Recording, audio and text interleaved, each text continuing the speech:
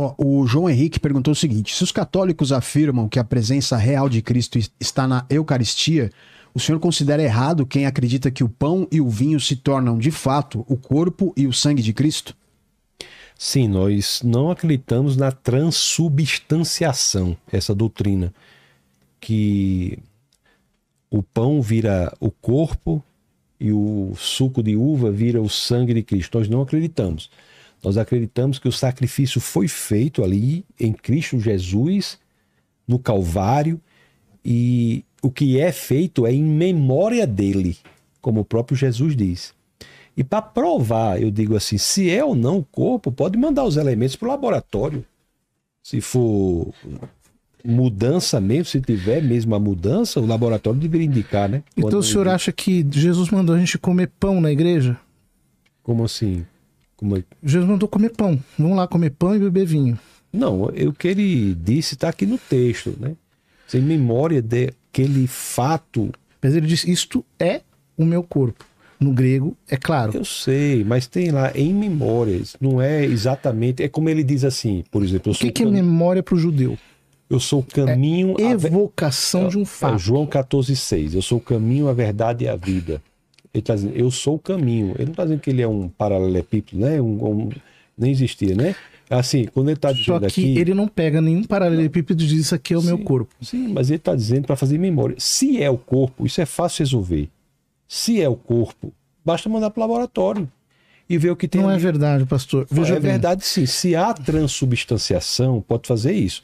Agora, o que se pode dizer não é que há uma memória, uma presença mística. Padre, não é uma metáfora, então. Não é uma metáfora. E a transubstanciação é uma doutrina muito séria. Porque, primeiro, que não é uma doutrina física, é uma doutrina metafísica. E, pois é muita coisa, padre, que a gente fala. O que significa o seguinte: quando Aristóteles. Se fosse física, daria para levar para um laboratório, é isso? Claro. Se é metafísica, o que acontece? Muda o ser. Ou seja, quando a palavra transubstanciação é diferente de transformação. Substância é o que substá, o que está por debaixo. Acidente é o que accadere, é o que cai por cima da substância.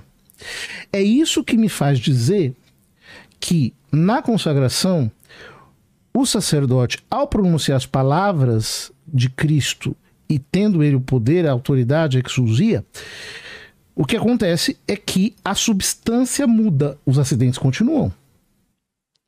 Então, o gosto do pão, o cheiro do pão, a medida do pão, a mesma coisa com vinho, etc. Mas aquilo já não é mais pão.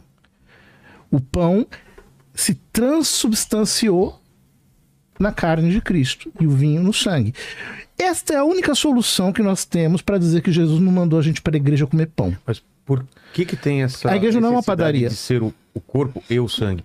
E outra pergunta... Porque é sacrifício. E outra corpo pergunta, e sangue separado. Na Santa Ceia, lá no momento, qual foi o significado dele falar isso? Era realmente que era o corpo dele? Ou... É claro, ele está dizendo, este é o meu corpo que será dado por vós no dia seguinte. Estou me colocando como um cordeiro, um sacrifício. É. Mas os judeus comiam a carne depois e bebiam o sangue? É isso que eu não entendo. Comiam a carne, o sangue era aspergido. Para nós aqui é uma grande divergência, né? Nós não cremos na transubstanciação. Mas é o que eu estou dizendo. Pelo simples fato de que aquilo continua sendo pão e continua sendo suco de uva. Então, o vinho. Seria apenas uma lembrança? Em memória dele. É uma maneira dele falar. E apenas em memória dele. Agora, se transforma, mas a gente não pode ver que transformou. Não é transforma. Não, se transforma a substância. Então, transforma se transubstancia.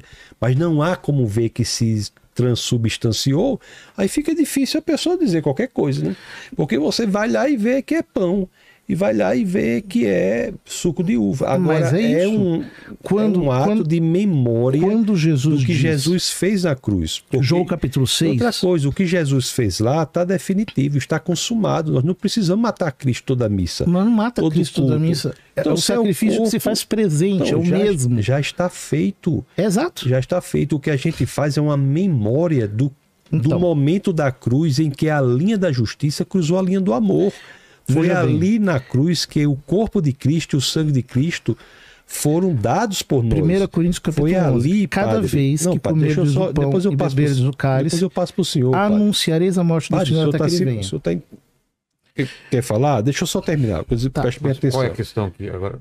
Não, o que eu estou dizendo assim é que é pão e vinho em memória de Cristo do que fez, remetendo ao sacrifício que foi feito na cruz, em que nossos pecados foram, o preço pelos nossos pecados foram pagos. O nosso perdão, ele não é de graça. Ele é a boa notícia não é que ele é de graça, é que o preço foi pago. É algo caríssimo, o preço foi pago e fazemos isso em memória. Agora é uma questão assim de, né? Uma questão que não demanda tanta coisa, porque a gente vê que não mudou, né? Então, traduzindo isso de uma linguagem bem simples. Então a gente vai na igreja comer pão e lembrar que Cristo morreu pelos E tomar um pecados. suco de uva. E tomando suco de uva, que é pão, né? Para a igreja católica, não. Você não vai comer pão, você vai comer o corpo de Cristo. Mas é uma doutrina muito séria. É o ser do pão que se converte no ser do corpo de Cristo.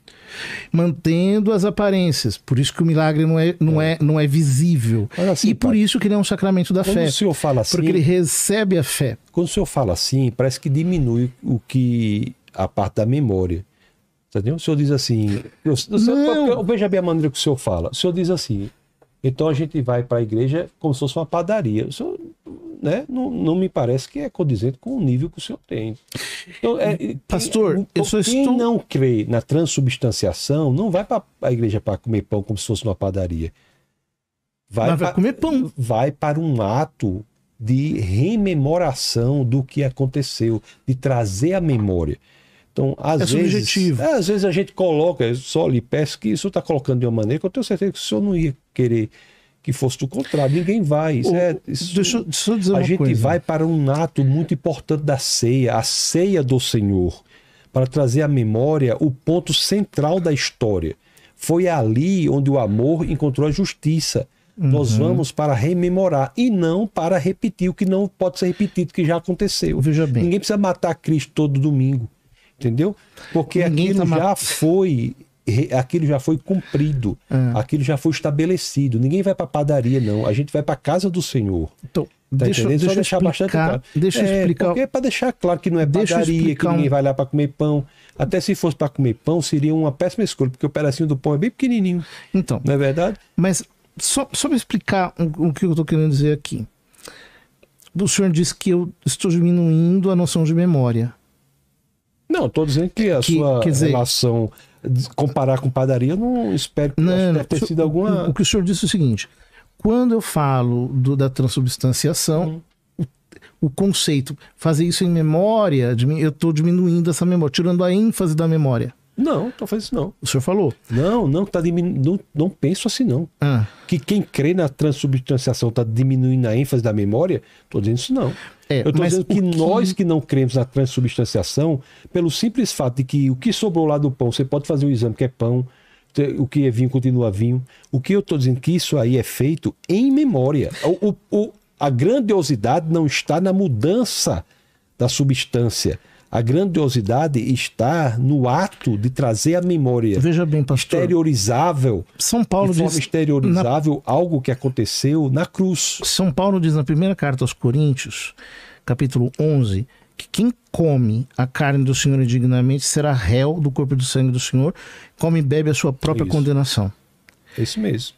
Veja, não tem sentido essa afirmação se eu estou comendo pão.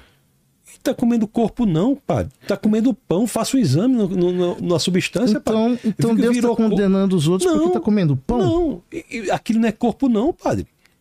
O senhor está dizendo assim, está então batendo o pé que está comendo corpo, está comendo carne. Faça o exame que não é carne não, é pão. Agora, é memória. Quem traz a gente chama isso de incredulidade. Assim, mais uma vez, né? Porque eu posso chamar também de heresia, de várias coisas. Mas o senhor veja, João capítulo 6... Espera só um pouquinho. Quando Jesus em João capítulo 6 fala: meu corpo é verdadeira comida, meu sangue é verdadeira bebida, etc. E comeu, a palavra inclusive é forte, mastigar, né? No grego. Depois o que acontece? Há uma crise. O pessoal diz, os discípulos dizem, essa palavra é muito forte. quem a pode suportar? E aí Jesus diz assim: o Espírito é que dá a vida, a carne não serve de nada. Ou seja, ele não atenua o sentido das palavras dele, mas ao mesmo tempo ele mostra que é um sentido das palavras dele que não é um sentido metafórico. Quer dizer, o Espírito da vida, eu tenho que ter um entendimento espiritual daquilo que ele está dizendo. Este é o mistério da Eucaristia. Ele é tão bondoso, ele é tão generoso, que ele se entregou a ponto de deixar sua carne em alimento, seu sangue em bebida. E eles são separados porque corpo e sangue separados é igual à morte, o que significa que a celebração da Eucaristia é a evocação da morte do Senhor sobre o altar. Da memória também. Da memória, só que o senhor, da memória também. Quando o senhor diz memória, que é a palavra bíblica que está ali, ela tem um significado teológico muito mais denso. Ela não é apenas memória no sentido de recordação. Ela é memória no sentido de representação. Ou seja, o conceito de memória para os judeus, que é o do Novo Testamento nesse caso, é o de tornar presente ali novamente o ato da salvação. Então, o sacrifício do Senhor. Não há um outro sacrifício. Eu não estou matando Cristo de novo aos domingos. O sacrifício do Cordeiro é eterno. Quando o autor da carta aos Hebreus diz que ele se ofereceu ao Pai pelo Espírito eterno, esse encontro da misericórdia e da justiça que o Senhor diz... Do amor e da justiça. Do amor e da justiça. Esse encontro se deu numa intersecção entre o tempo e a eternidade. É por isso que o Apocalipse diz que o Cordeiro foi imolado antes da fundação do mundo. Mas isso não tem nada a ver com o fato de ser carne e ser sangue. O sacrifício do Cristo é eterno. O Cordeiro está imolado em pé diante do altar. Ele foi levado ao glória da eternidade. Portanto, sacramentalmente, o que nós fazemos é trazer este sacrifício, que é sempre atual, para este instante, para este momento. O nome disso é Santa Missa. Nós fazemos isso também. Eu acho que não. Não, porque vocês não sacrificam. Se achava, passa a achar diferente. Porque o que a gente primeiro, faz lá na memória... no sacerdócio. Não acredita em sacerdócio? No sacerdócio ministerial. Quer dizer, não, o senhor acredita, a doutrina protestante é a doutrina do sacerdócio comum. Agora você vai dizer o que eu acredito ou não acredito? Não, mas eu não estou entendendo como que... Vai dizer o que eu acredito ou não acredito? A doutrina protestante não acredita que existe o sacerdócio ministerial, ou seja, que existem homens que são sacerdotes. O pastorado é um ofício. Eu acabei de vir agora, lá, estava com um arcebispo da igreja cristã, arcebispo lá de Recife, Paulo Garcia, 50 anos de ministério, o arcebispo, tem bispo. Anglicano, né? De origem anglicana. Então, assim, o senhor está dando afirmações aí à solta. O senhor está dizendo que eu não acredito no sacerdócio. Não é na sua denominação. Em todas as outras são. Assim? Tem sacerdote em toda denominação ministerial. Mas há uma diferença? Mas você sabe porque o que não é da denominação dele, ele diz que eu não acredito. Não. Qual a diferença? Se for da forma dele. Não, pastor. O que eu estou querendo dizer é o seguinte... Os senhores não acreditam que, ao celebrarem a ceia, os senhores estão realizando o próprio sacrifício de Cristo sobre o altar? Claro, o que fez foi completo. Não precisa sacrificar de novo, não. Então, o que fez foi suficiente. Portanto, não estão exercendo um sacerdócio naquele momento, porque o sacerdócio consiste no ato de sacrificar. Não necessariamente. Isso até o sacrifício perfeito.